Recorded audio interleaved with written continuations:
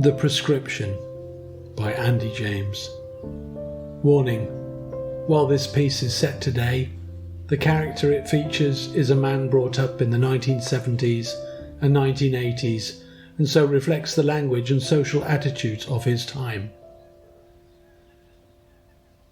When I arrived at the surgery, I should have realised it was all wrong. I hadn't been for 15 years? And that was only for a prescription for my athlete's foot. Pharmacist said, "Sorry, love, you'll have to see doctor for that. It looks quite offensive." I said, "There's nothing offensive about my foot, and don't love me." She was quite put out, but I acquiesced and found myself in the waiting room that could have benefited from a lick of paint and some plain common sense. I mean, what's the thinking behind having a communal play area for the toddlers who seem hell-bent on smothering saliva over every other Lego brick, while their parents are more interested in reading last month's beauty magazines than keeping a watchful eye on their roaming progeny? Talk about spawning. It was like something from a community-based drugs trial. Beauty. They'd do better to develop some higher-order skills. I doubt they could even read. Lot of pictures in those magazines. Well, some things hadn't changed. The Lego had been upgraded to classic wooden toys, although the one kid was doing his best to remove the driver's head with his mouth. "Teething he is," whispered his mother when I shot a look of circumspection. Didn't seem fazed at all. One thing that had changed, though, was the chairs. I mean, don't get me wrong, they were tasteful and of a degree of comfort that I wouldn't complain about. But it was the two chairs by the toddlers that confounded me. They were a cross between an oversized armchair and a two-seater sofa. I mean, I was surprised there wasn't a chaise longue and a grape dispenser. Healthy eating gone bananas. No, the fact that they were positioned by the toddlers' play area led me to thinking that they were family-orientated. But then a gentleman alighted on one, whose belt was not only on the last hole, but was more like one of those things they use for climbing up telegraph poles. Maybe it was glandular, but it wasn't a pretty sight, seeing the armrests dig into his ample form. I shouldn't judge, I said to myself. Everyone's different, some more so than others. I ended up waiting for a very long time. The 10-minute slot system obviously seemed to have slipped again. It always confounds me. I mean, waiting times. We seem to have made it a national preoccupation. I know we British do have a certain predisposition to the dutiful art of waiting patiently, but then, of course, they turned it into a university discipline, with armies of statisticians engaging in what is quite obviously a futile exercise in time and motion, or lack of motion and waste of time. Cut the red tape, I say. Natural slippage. We know we're going to have to wait longer. Not like the Germans or the Japanese. No, if they say 11 o'clock. You may as well saunter in for 1:30, and you'd still have time to read the obituaries in the local broadsheet. I don't, though. Not anymore. Not as a rule. I try to flick past the obituaries and proceed directly to the small ads. I find it's always very compelling. I mean, not whether someone's selling raffia dining chairs or a full patio set for that matter, but you get a taste, don't you? Build a bigger picture of what the community vendors now consider to be surplus to requirement. You see, with all these housing estates popping up, our community's not what it used to be. No, lots of young ones in training shoes, who when they look at the likes of me probably think, well, you're surplus to requirement. And then they carry on chewing their gum and fiddling endlessly with their portable phones. I don't like to stand in judgment. Even I used to be young once, well, according to my medical records. When I said the last time I crossed the threshold was 15 years ago, that's not strictly true.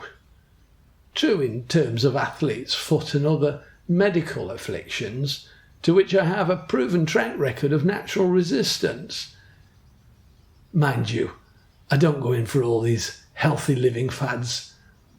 I'm not a fan of anything herbal, and I thought the glycemic index was something you'd find in the classical history section of the local library. No, I would attribute my robust fettle to daily constitutionals and my unswerving belief in the hot water bottle. They should issue them on general prescription to boost the health of the nation. But these youngsters, from what I see, they're more interested in another kind of bottle. No wonder we're all labouring under these waiting times. I mean, look at that one, I thought to myself. He's even got his shirt buttons done up wrong. Imagine what the doctor's going to think when he sees that and asks, so how can I help you today then? Well, you can start off by removing your shirt and buttoning it up properly. Probably the most exercise he'll have had in a long time. I bet his chest is covered in those Chinese tattoos as well, as though quoting Confucius is sartorial all of a sudden. They probably translate as made in Saigon, or please remove the film cover before cooking. I'm surprised he didn't drop dead of shame or fatigue. Talking of which... Oh, finally, my turn. Although why they employ some robotic voice attempting the pronunciation of a fairly standard Yorkshire name is beyond me. Mr. Kluger to room 3. It's Clough as in Brian, although my name's Alan. Surely they can program these computers with a bit of historical and cultural awareness. I'm standing up now, and all of a sudden feel like sitting down again. But I must brace myself with a bit of stiff upper lip. Chin up, chest out, Alan. Come on, be brave. I hope it's not that tall doctor. The one who looks at you, the picture of sincerity, while the one eye has a tendency to stray out of his desired line of vision, possibly to catch a drift of how many minutes are remaining in the allotted time slot. It's like you're there under double scrutiny. Not only the need to perform, but by which I mean communicate all the necessaries, but do so pretty sharpish. He wants it all wrapped up with a minute to spare so that he can write out another script and shepherd you to the door while nodding affirmingly like one of those toy dogs glued to your car dashboard. I'm at room 3 now. I'm going to knock. Come on, Alan. Just put your fist to the door and hope it doesn't open in an act of unfortunate serendipity. I'm knocking. Oh, thank God it's not the tall one. She's looking at me, smiling, which is not so much disarming as, well, actually, I feel like it may not be a performance smile. She has something about her. What is it? I think she's nervous too. Maybe she's already read my notes, which would give her good reason to be nervous. But I thought they were trained for every eventuality, seen it all before. You can tell me anything, Mr. Clough. I won't be shocked now.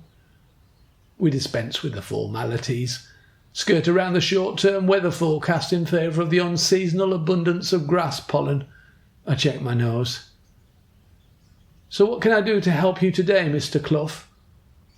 There's an awkward silence, and I'm aware I'm making tipping head movements as though I'm ramping up to make the King's speech while overcoming a stammer. I don't have a stammer, just natural hesitation. Or is it inhibition, as though the reason for my visit is sordid or unpalatable to the ear? It's not, but it eludes my tongue. I can't speak it, just can't say it out loud. I feel foolish and sense that I'm getting hot. I don't know what to do. Should I make something up? Another touch of athlete's foot? But no, I know she'd see straight through me as though I were one of those types who come in under the pretence of a sprained ankle just to spring an offhand, well, I'm here inquiry about something rather more intimate. She puts me out of my misery by referring me back to the reason for my last visit. Has it got any better? Have things improved? She smiles again, doesn't even think of looking at the clock, just smiles. And I say, it hasn't got any better. Should I expect it to? She just nods. But I think her answer is no. Not just yet, love.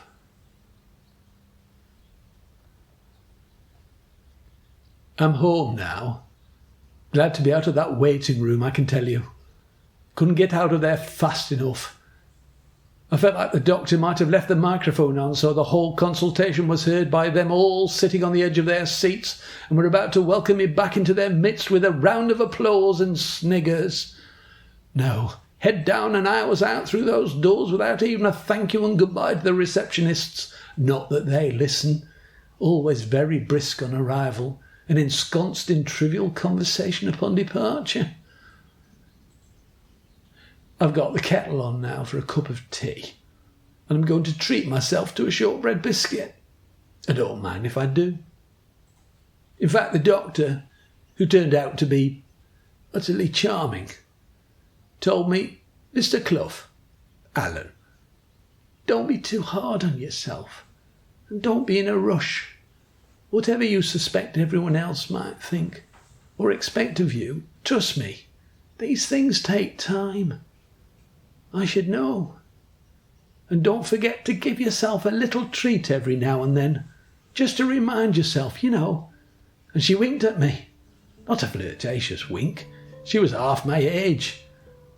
More of just an our little secret, no need to tell anyone else kind of wink. She didn't tap her nose with her finger. That would have been taking it one step too far. And that was her prescription. No script. No tablets. Just some good old-fashioned common sense with a smile that you could hang in a picture frame. And that little nod that says, you're all right, Chuck. I know he's gone, but you'll be all right.